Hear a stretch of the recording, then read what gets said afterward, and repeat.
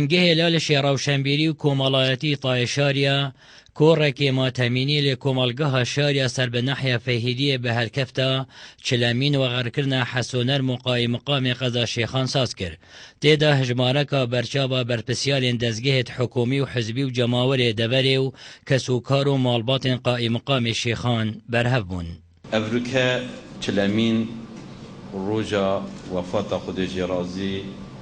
که حسونر موی کوریدانا که گلک در تازیم بو مهمیا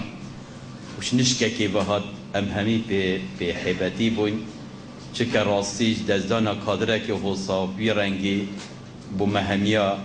نخوشيا كامازن بو يان خمگينيا كامازن بو هر وصا جهرز و تقديرا كامازن بو كو ايكش روشنبيرت ميت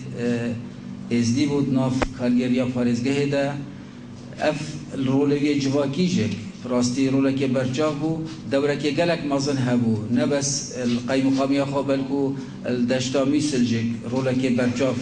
دگیره وغر کرنا خود جرازی حسونر محسن مرزو های مقام قضا شیخان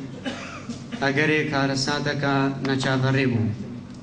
دریای که ایشو آزارا و کلو خما و موق مالبات هلان